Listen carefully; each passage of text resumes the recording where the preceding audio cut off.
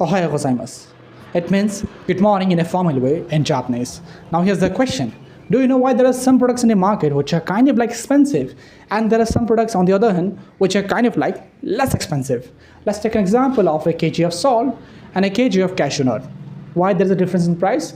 Well, in my place, the kg of cashew nut could be around 800 rupees to 1000 rupees and a kg of salt is around 40 rupees.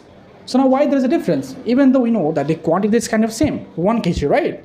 So why there's a difference?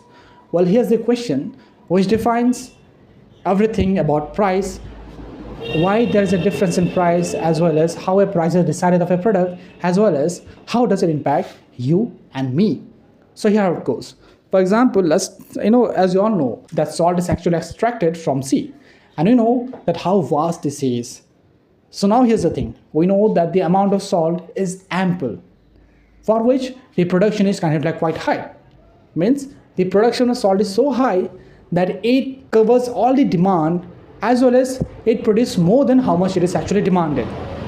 And that's the reason why the price of salt is so low.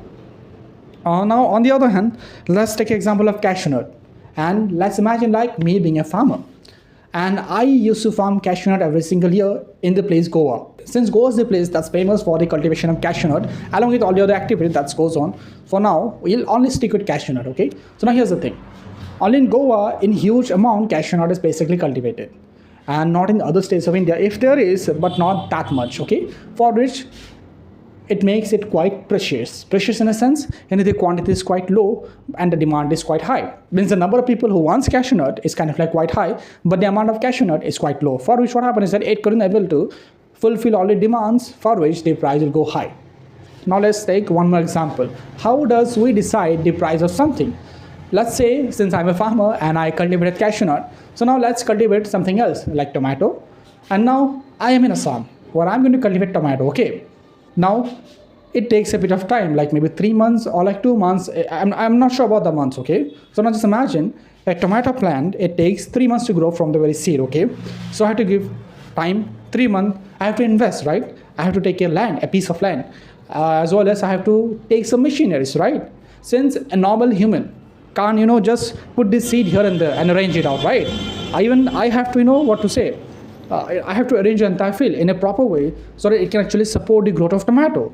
So now here what I need time, I need machineries, I need raw material like seed and all the fertilizers, as well as I need workers. So it costs money, time, and a lot of effort. And everything asks in exchange something. That's what we say to be money, right? So now if I'm going to pay money to people like from whom I have purchased the product, I have also given some rent to the person from whom I have got this land, as well as I'm paying money to my workers also, right? Since they're helping me out, to arrange the seed of the tomato in a proper way. And here I'm also working, I'm giving my time. So don't I deserve any money? I do deserve, right? So here I'm going to do all the calculation. This is the time it will take, this is the amount that I have spent, and that I have spent till now, and at the end this is the amount I have paid to my workers every single month. And now here's me, I have to pay myself something too, right? Let's say I have paid my workers 10,000 rupees and I'm paying the same for me, 10,000 rupees. Okay, so everything accumulates, and now here's the price. If this much quantity of tomato grows, so that's the price of per kg is going to be. So here if the quantity of tomato is more, means the price is going to be less for 1 kg. For each kg, if the quantity of tomato is less, then the price is going to be high to cover all the expenses. So that's how actually a price of any product is decided. So now let's talk about something very interesting thing. Okay, I'm sure you have talked to multiple pharmacists, multiple medical representatives, and you have seen like a lot of advertisement where companies claim that my product is chemical free. It is 100% organic. So now how it goes, like for example, let's take example of there's a drug, okay, which you can find in a very specific plant. That's what Vinca. Okay, the name of the plant is Vinca, and there we find like two chemical. One chemical name is vincristine and the other name is vinblastine. So both are anti-cancer drug. So now here's the thing. So if we have to make medicine for those two chemicals, so what have we do? We have to take the flower of Vinca and then we have to extract the chemical out of it. So that's what most of the companies claim, that it is something organic, right?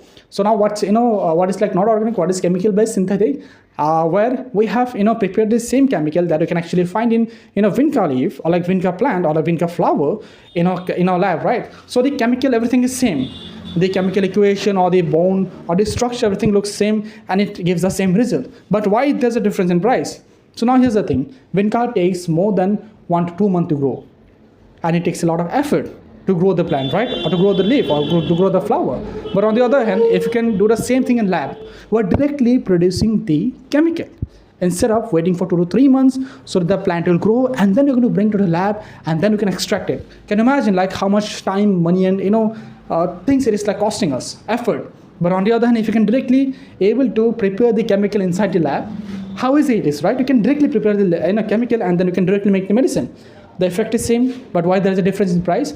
Because this supplies more in the lab, and this supplies less in the market. I mean, less in the nature, right? So that's how everything happens, and that's where everything comes. When all the company says, my product is organic, and that's not organic.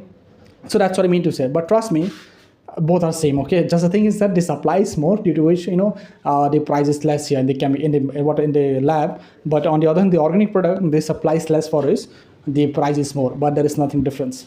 Well, there could be a few things which are kind of like different. For example, the quality. Okay, it totally varies with company to company, but in the base, how the price differs, it is all depends upon the supply. As I mentioned, the tomato, at the quantity of tomato, if the supply is more, if the production happen more, then the kg will cost less. If the production happen less, then the kg will cost more, since the farmer have to cover all the costing, right? So that's how everything happens.